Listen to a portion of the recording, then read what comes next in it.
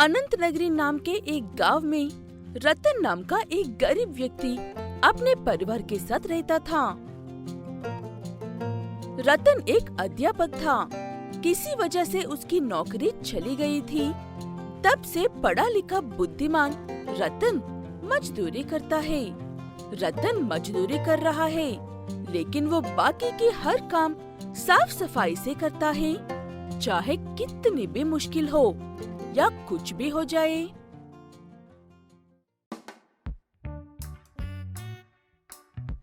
रतन जी, पानी खत्म होने वाला है। शायद आज आपको काम पर जाने की बजाय पानी लेकर आने के लिए जाना होगा। ठीक है जानकी, आज पानी लेकर आने के लिए ही जाता हूँ। गांव में साफ पानी की नदी बहती है। सब वहीं से पानी लेकर आते हैं, लेकिन रतन को लगता है कि नदी चाहे कितनी भी साफ क्यों ना हो, उसमें 0.01% कीटाणु रहते ही है। इसलिए रतन गांव से 2 मील दूर जाकर एक वाटर प्लांट से पैसे देकर पानी खरीद कर लेकर आता है, और वो भी एक लकड़ी के आगे और पीछे एक एक मटका बांधकर। रतन के रास्ते में सबसे पहले नदी पर झूलता हुआ पुल आता है, उसके बाद एक रेलवे ट्रैक और उसके बाद एक हाईवे।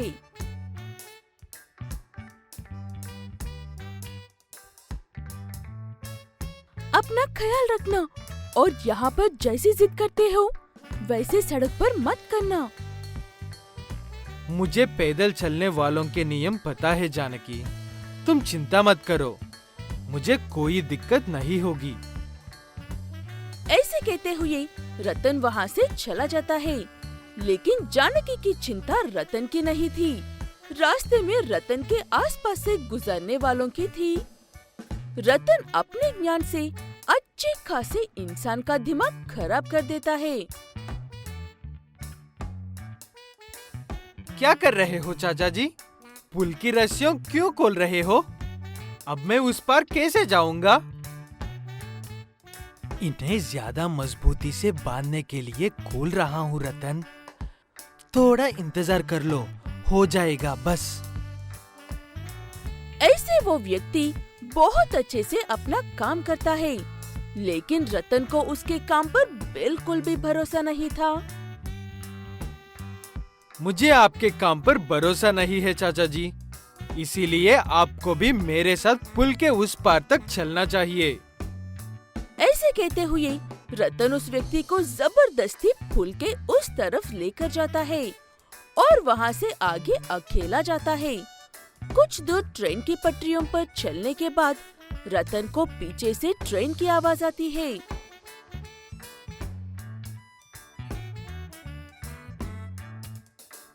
लगता है ट्रेन आ रही है।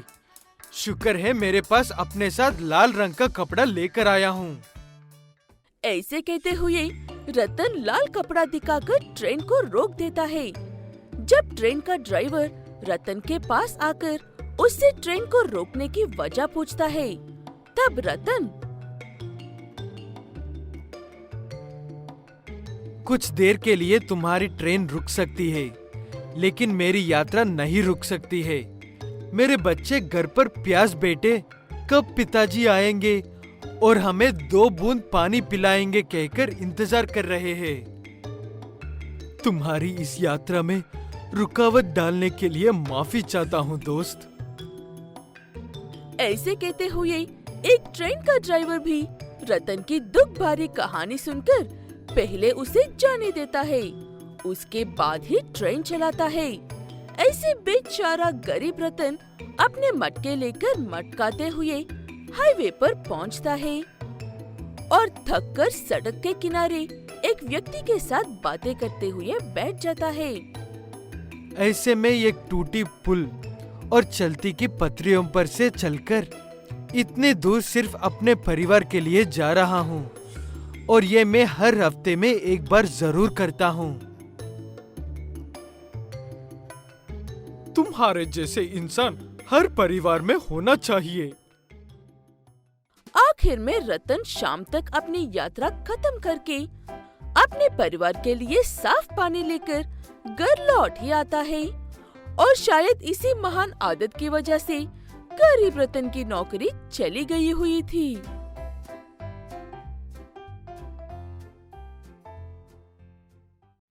गीता अपनी बूढ़ी दादी के साथ एक छोटे से घर में रहती है।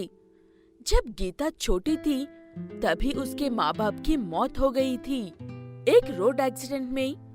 तब से गीता अपनी दादी और खुद का ख्याल रखते हुए सड़क के किनारे बूट पॉलिश का काम कर रही है।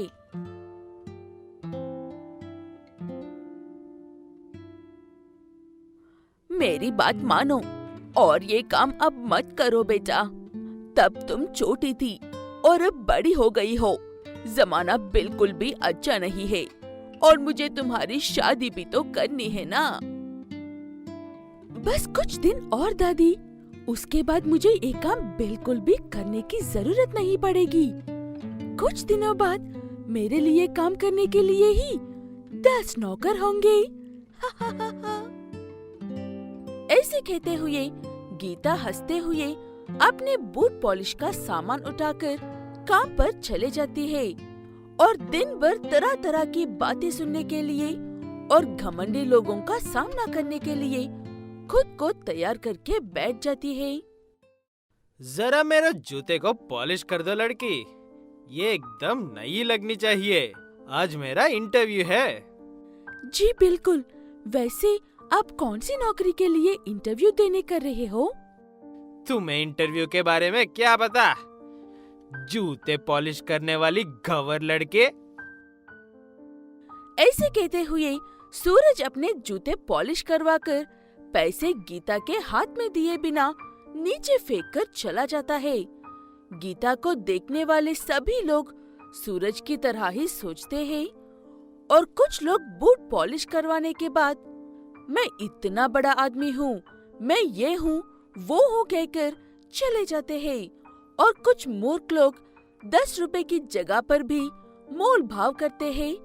5 रुपए ले लो, 6 रुपए ले लो कहकर। गीता उन सब को नादान समझकर माफ कर देती है और दिन भर की कमाई से दादी और खुद के लिए खाने का इंतजाम करती है। गीता दिन भर मेहनत करती है और रात भर पढ़ाई करती है।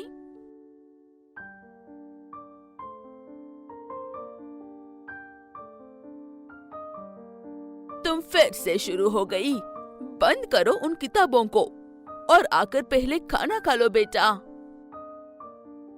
मुझे दिन भर इसी वक्त का तो इंतजार होता है दादी जी। वैसे भी एग्जाम्स करीब है और सच कहो तो आज एक लड़के ने कुछ ज्यादा ही बदतमीजी की थी, इसलिए मुझे आज पढ़ने से मत रोकना दादी जी। ऐसे कहते हुए गीता बिना खाए ही रात भर पढ़ने लग जाती है और सुबह से उठकर बूट पॉलिश करने के लिए जाती है।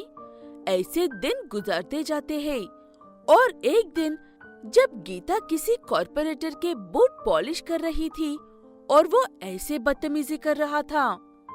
यहाँ पर धूप में बूट पॉलिश करके कितने कमा लेती हो लड़की? मेरे घर में काम करो, मैं तुम्हें जो चाहिए वो दूंगा। क्या कहती हो? इससे पहले कि गीता उसे कोई जवाब दे, वहाँ पर एक पोस्टमैन आता है। ये लो गीता बेटा, आखिरकार तुम्हारी लेटर आ ही गया है। उम्मीद करता हूँ कि अच्छी खबर ही होगी। ऐसे कहते हुए पोस्टमैन वहाँ से चला जाता है। उसके जाने के बाद वो कॉर्पोरेटर गीता का मजाक उड़ाता है, ये कहते हुए कि कहीं वो लेटर उसके प्रेमी का तो नहीं है। लेटर देखने के बाद गीता उससे ऐसा कहती है, लेटर चाहे किसी का भी हो, अगर तुम्हें तुम्हारी पोस्ट प्यारी है तो चुपचाप यहाँ से चले जाओ और ये 10 रुपए तुम ही रख लो। ऐसे कहते हुए गीता अपनी दुकान बंद करके वहाँ से चली जाती है, क्योंकि उसे उसी शहर में एडमिनिस्ट्रेटिव की नौकरी मिली थी। गीता अब उस शहर की कलेक्टर थी और उसका प्यून था सूरज। अच्छा, तो तुम पढ़े लिखे जनाब एक प्यून की नौकरी के लिए इंटरव्यू देने जा रहे थे? मैडम जी, मुझे पता नहीं था कि आप बस मुझे माफ कर दीजिए मैडम जी, प्लीज। बेकार की बातें बंद करो और यहाँ की कॉर्पोरेटर से मेरी मीटिंग फिक्स करो। ऐसे एक सड़क पर बूट पॉलिश करने वाली लड़की अपनी मेहनत से इतनी बड़ी सरकारी अधिकारी बनती है और अपना काम बड़ी ईमानदारी से कर रही है।